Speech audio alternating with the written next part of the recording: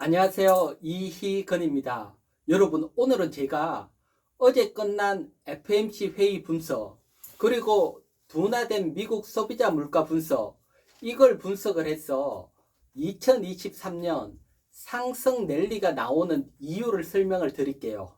자, 두말할 필요 없이 먼저 FOMC 회의 결과 분석을 들어갈게요. 자, 여러분, FOMC 회의에서 어제 0.5% 금리 인상을 했죠.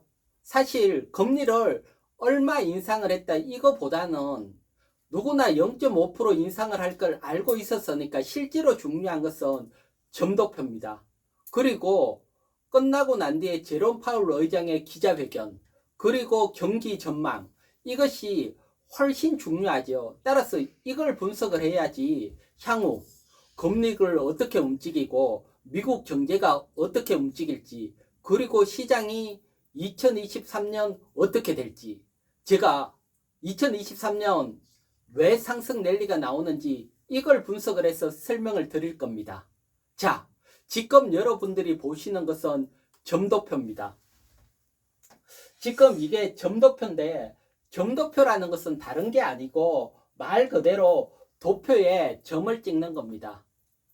연준 의원이 투표권 있는 의원 없는 의원 다 합쳐서 총 19분입니다. 19번이 점을 찍는 겁니다. 쉽게 말해서 2022년 올해 금리가 얼마나 될 것인가, 거기에 점을 찍는데, 사실 이번에 12월 FOMC가 끝났기 때문에 더 이상 FOMC가 없잖아요. 그러니까 이번에 결정된 4.25에서 4.5% 여기에 19번이 다 점을 찍은 겁니다. 그러니까 사실 올해 얼마나 될까는 사실 안 중요하죠. 정말 중요한 것은 2023년, 2023년, 그리고 2024년 연준 의원들이 얼마로 보고 있느냐, 이게 중요하죠. 그래서 지금 보게 되면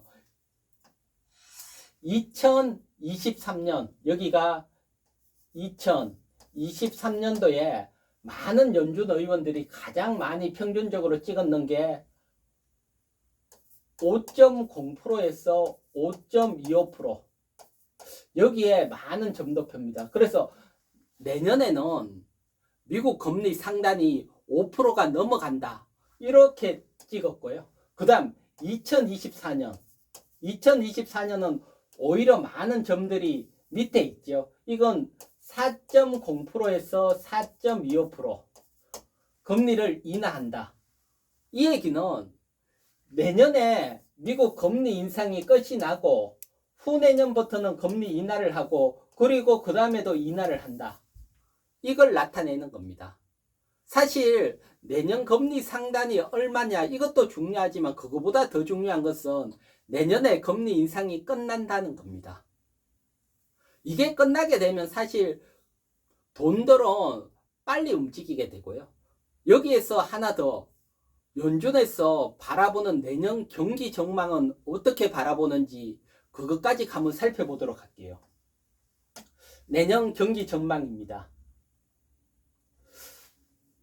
이것은 FOMC 끝나고 경기 전망을 나타내는 건데, 이렇게 보면 연준에서 바라보는 경기 성장률입니다. 경제 성장률이 올해 경제는 0.5% 상승할 걸로 봅니다. 올해. 근데 2023년 내년에도 0.5%입니다. 0.5%. 사실 9월 FOMC까지만 하더라도 내년에 1.2% 상승할 거라고 봤는데 0.5%로 확 줄었습니다. 내년에 경기가 더 안 좋아질 거라고 보고, 그리고 2024년에는 1.6%, 25년에는 1.8%, 그래서 올해 0.5%, 내년에 0.5%, 그리고 2024년, 2025년 이렇게 좋아진다는 거죠. 이 얘기는 주가가 이렇게 U자 상승, V자 상승이 아니라는 걸 나타내고 있고요. 그런데 더 아이러니한 것은 올해 연준들이 앞에 말했지만 금리 상단이 5.0%에서 5.25%로 지난번 4.6%보다 더 높였어요. 경기는 안 좋아졌고 물가는 3.1%로 내년에 확 잡히는데 금리는 더 올린다. 이건 뭔가 말이 안 되잖아요. 그래서 많은 시장에서는 이번에 연준이 금리 상단을 5.25%로 잡고 그리고 내년도 경기 성장률 금리를 올리니까 성장률이 떨어지는 건 당연하지요. 그래서 이게 뻥카다. 연준에서 블리핑을 친 거다. 이렇게 보고 있습니다. 사실 내년에는 금리가 5% 밑으로 갈 거고 경기가 0.5%보다 더 상승할 거다. 시장에서는 이렇게 보고 있고요. 연준의 말이 안 먹힌다는 거죠. 그러면 연준이 왜 이런 내년에 금리를 높이고 왜 이렇게 했을까? 그건 다른 게 아닙니다. 지금 물가를 한번 볼게요. 물가가 지금 겨우 잡혀가는데 내년에 금리를 인하하겠습니다. 내년에 경제가 좋아집니다. 그러면 미국 주가가 급등을 하잖아요. 사실 이걸 원하지 않아요. 연준에서. 주가가 강하게 상승을 하게 되면 많은 사람들이 주식에서 돈을 벌었다. 여러분들도 투자했는 종목이 대박이 났다. 그러면 옆에 밥도 한 그릇 사고 소비를 하게 되죠. 이렇게 소비를 하게 되면 이제 겨우 물가가 꺾이는데 다시 물가가 올라가게 되잖아요. 그렇기 때문에 물가가 확실히 꺾이기 전까지 주가가 상승하기를 원하지 않아요. 그걸 제어하려고 더 금리를 올린다. 그리고 더 매파적으로 얘기를 한다. 시장에서는 이렇게 보고 연준을 신뢰를 하지 않아요. 이건 제가 얘기를 한 게 아니고 시장에서 이렇게 보고 있습니다. 시장에서 어떻게 보고 있는지 한번 보도록 할게요. 지금 보고 계시는 게 여러분 이건 여기에 보면 2023년 12월 그러니까 내년이죠. 내년에 연방금리 선물 어떻게 될 것인가 시장에서 보고 있는 선물이 이렇게 보면 올해하고 똑같은 4.5%로 보고 있는 사람이 32.7% 가장 많고 0.5% 인상을 하겠다는 사람이 25.7% 다 5% 미만이죠. 그러면 연준에서 바라보고 있는 상단 5.25% 갈 거라고 바라보는 사람은 2.1%입니다. 2.1%. 100명 중에 2명만 연준에서 말한 이 금리가 내년 금리다 이렇게 보는 겁니다. 이것은 다른 게 아니고 지금 유튜브 찍는 오늘 제가 캡처를 했는 겁니다.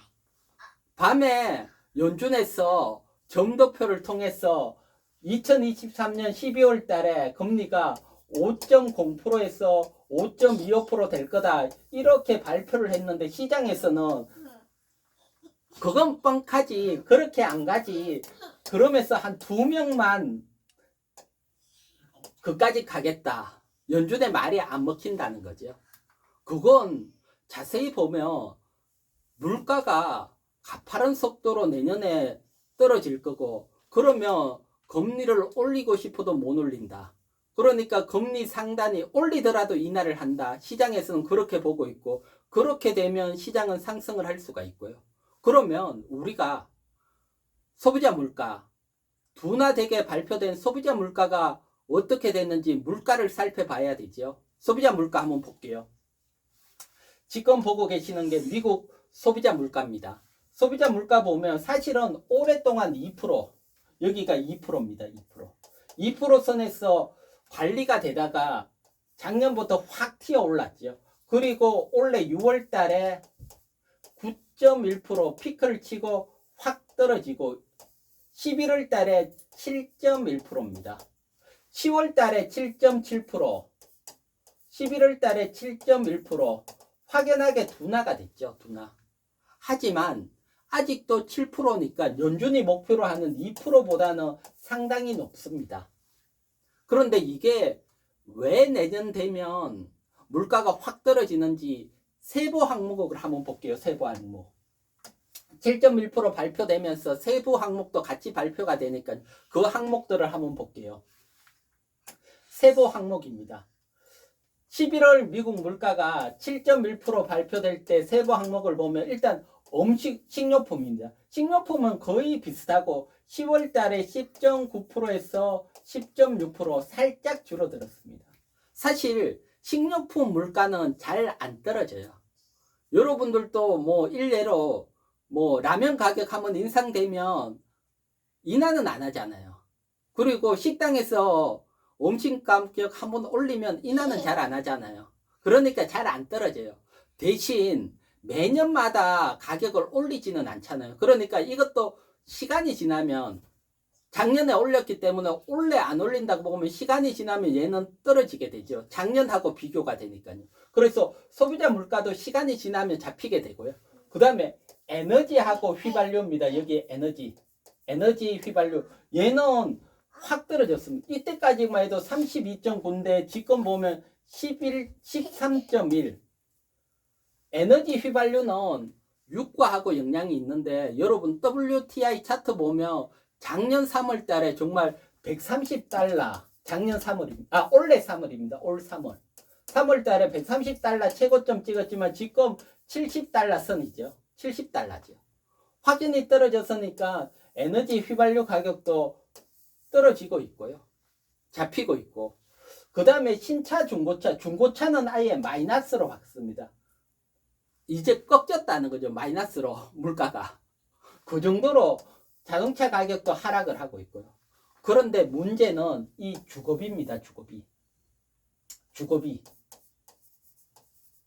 가장 문제가 되는 게 지금 물가에서 주거비입니다. 주거비. 근데 이 주거비는 여러분 소비자 물가, 미국 소비자 물가에서 주거비가 차지하는 게 30%입니다. 거는 소비자 물가, 음식료나 에너지 뺀 데는 40%입니다. 가장 크게 차지하는 이 주거비가 상승을 하고 있다는 겁니다. 상승을. 계속 주거비가 보게 되면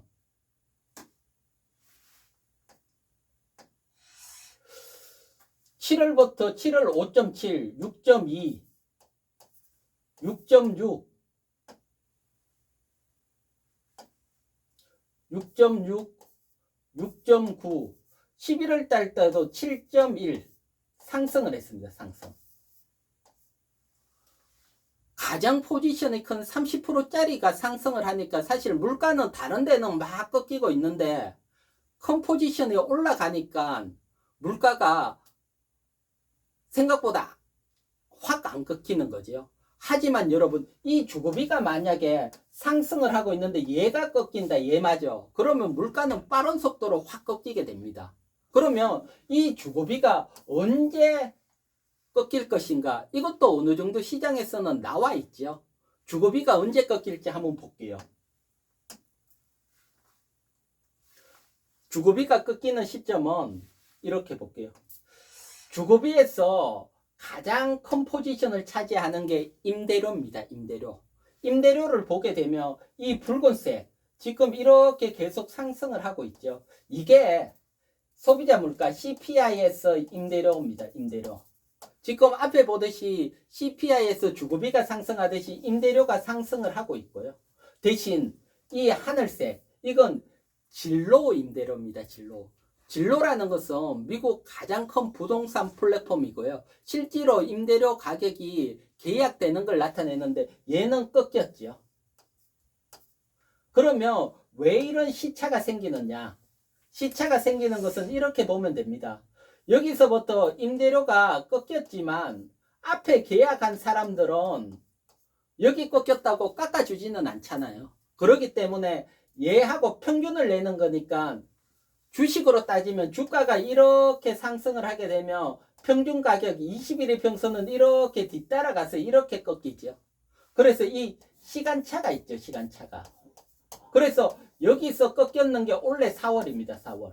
우리나라도 보면 부동산이나 전세 가격이 꺾이듯이 미국도 마찬가지로 하락을 합니다. 이게 4월부터 꺾였는데 통상적으로 여기서 보면 한 1년 시차가 나면 내년 4월 정도에 꺾인다.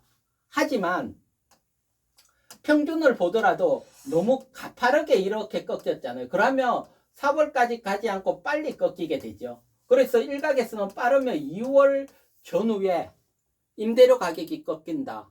그러면 주거비도 내년 초에 꺾인다는 얘기입니다. 주거비가 꺾이면 앞에 보듯이 물가가 확 꺾이게 되죠. 물가가.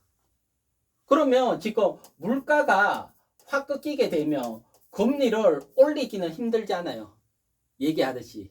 또는 내년에 금리가 미국은 더 이상 안 올린다. 금리가 더 이상 안 올리면 달러는 어떻게 될까요? 달러. 사실 우리가 가장 초점으로 보는 것은 앞에 물가도 살피고 금리도 살폈지만 가장 중요한 것은 이 환율입니다. 달러의 움직임, 원화의 움직임. 이게 주식에 직접적인 영향을 미치기 때문입니다. 자, 그러면 과거 금리 인상기에 달러가 어떻게 움직였는지 살펴볼게요. 자, 지금 보게 되면 가장 최근의 금리 인상이 미국 기준금리입니다. 미국 기준금리. 가장 최근에 2015년 12월 달에 미국이 금리 인상을 시작을 했어. 2018년 12월 달에 마지막 금리를 올렸고요. 한번 올린 적이 있고, 이번에 올해지요. 2022년 3월 달에 금리 인상을 시작을 했고요. 그러면 앞쪽에 이렇게 미국이 금리 움직일 때 달러는 어떻게 움직였을까? 돈들은 사실 정부 정책보다 냄새를 맡고 먼저 움직여요. 얼마나 빨리 움직이는지 한번 보도록 할게요. 지금 보시는 것은 달러 인덱스 월봉입니다. 월봉. 월봉을 보게 되면 미국 금리 인상이 2015년 12월 달에 처음 미국이 금리 인상을 했는데 2014년 6월부터 달러는 벌써 강세로 가기 시작을 해요. 한참 앞에 움직이기 시작을 했고, 그리고 2018년 12월 달에 마지막 금리 인상인데 벌써 2년 전부터 달러가 먼저 하락하기 시작을 합니다. 그리고 올해도 여기죠. 2022년 3월 달에 금리 인상인데 달러는 2021년 5월부터 먼저 상승을 시작을 했어요. 상승을. 그러니까 금리 올린다, 올릴 것 같다 그러면 그때부터 달러가 상승하기 시작을 하고, 금리 올린 게 언제 끝난다 정해지게 되면 빨리 달러가 빠져나옵니다. 그렇게 되면 내년 2023년에 마지막 금리 인상이 나온다. 그러면 달러는 미리 지금 빠져나오고 있죠. 지금 달러 보면 달러가 강세로 이렇게 가다가 벌써 하락을 하죠. 내년에 금리 인상이 끝나니까 먼저 하락을 하기 시작을 합니다. 이게 추세적으로 하락을 할 확률이 높죠. 그래서 달러가 하락을 하게 되면 이 얘기는 달러를 팔고 빚달러, 원화를 포함한 빚달러를 매수한다. 그러면 원화는 강세로 가게 되죠. 강세로. 원화가 강세로 가면 시장은 상승이 나오죠. 그러면 원화도 한번 월봉으로 한번 보도록 할게요. 원화 월봉입니다. 원화도 월봉으로 보면 벌써 원화 약세 1,400원대에서 확 밀려서 1,300원으로 강세로 갔죠. 강세. 이렇게 계속 강세로 가면 대세 상승입니다. 대세 상승. 원화가 강세로 갔던 이때 대세 상승. 강세로 갔던 때 대세 상승.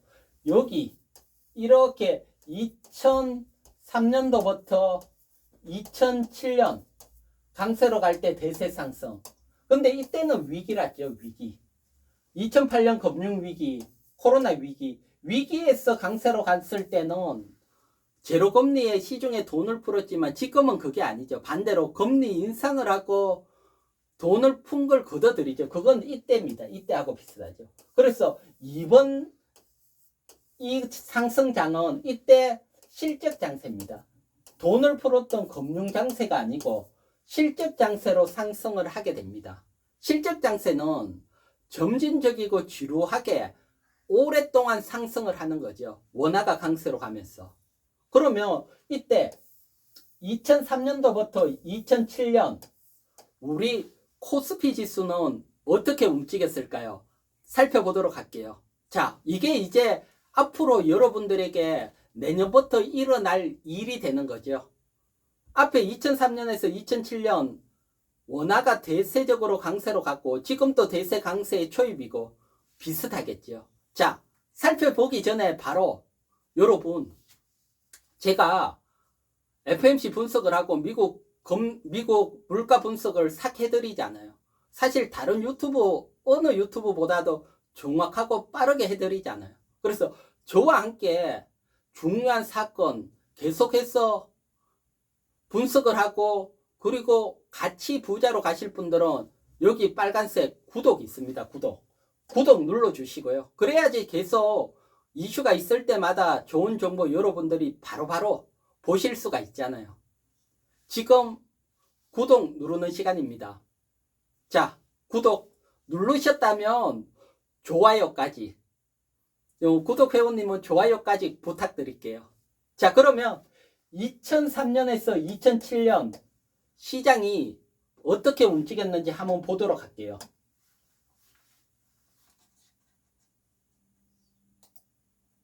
지금 보시는 것은 코스피 지수 월봉 차트입니다. 이렇게 보면 코스피 지수 월봉 차트를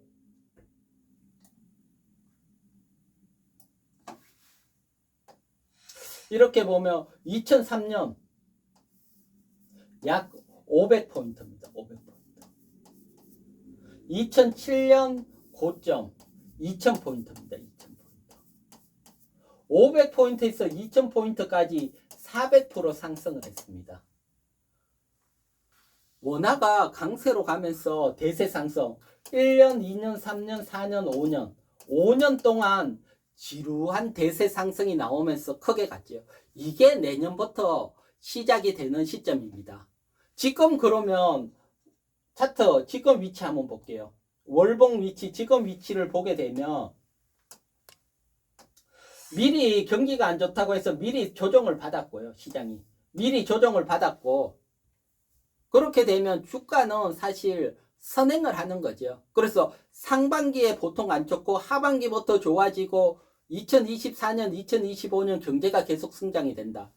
지루하게 이렇게 계속 상승을 해가는 겁니다. 장기간. 지금이 바닥입니다. 바닥에서 잡고 지루하게 우리나라 경제도 마찬가지입니다. 한국은행 총재가 내년 상반기가 경제 성장률이 가장 낮고 하반기부터 계속해서 좋아진다. 그러면 주가라는 것은 6개월 선행하니까 하반기 가장 안 좋아질 것까지 하락을 했고 그리고 내년 6, 7, 8을 좋아지기 시작할 걸 보고 시장이 움직이는 겁니다. 글로벌 지수가 이런 형태입니다. 앞에 말했지만 최종적으로 다시 한번 보면 글로벌적으로 보면 미국이 지금 물가가 확 둔화가 되고 있다. 둔화. 그리고 내년에 뭐라 그럴까요? 임대료까지 꺾이면 내년부터 물가는 미국이 더 안정적으로 간다. 이렇게 되면 금리를 내년에 인상을 못하고 멈추게 된다. 금리를 멈추게 되면 더 이상 달러의 메리트가 없으니까 달러가 빠져나가면서 달러는 약세로 간다. 약세. 달러가 약세로 가게 되면 반대 비달러 원화를 포함한 원화가 강세로 간다. 원화가 강세로. 원화를 강세로 가게 되면 환 수익을 위해서 외국인들이 돈이 들어오면서 우리 시장은 대세 상승이 나온다. 대세 상승. 앞에서 보여드렸잖아요.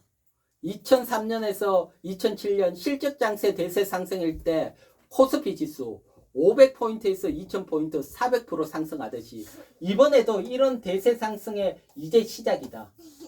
내년이 대세 상승의 원년이 될 수 있고 대세 상승은 길게 점진적으로 오래 상승을 한다고 했죠. 그러니까 지금은 주식을 매수할 때입니다. 자, 여러분. 이제 제가 여러분들에게 사실은 남들이 다 달러가 강세로 갈 때 제가 먼저 달러가 하락할 거다 유튜브에서 알려드렸고 모든 사람이 내년에 어렵다고 하지만 제가 달러의 움직임, 연중 금리 인상의 끝이 나는 걸 보고 내년에 상승장이라고 여러분들에게 알려드리고 있죠. 그래서 여기에 맞춰서 저와 함께 가실 분들은 구독 필수입니다. 눌러주시고요. 그리고 제가 또 어떤 기법으로 어떻게 매매했을 때 정말 상승장에서 대박이 나는지 기법까지 계속 알려드리니까요. 저와 함께 하실 분들 구독 부탁드리겠습니다. 자, 여러분 모두 수고하셨습니다. 그럼 성공 투자하시기 바랍니다.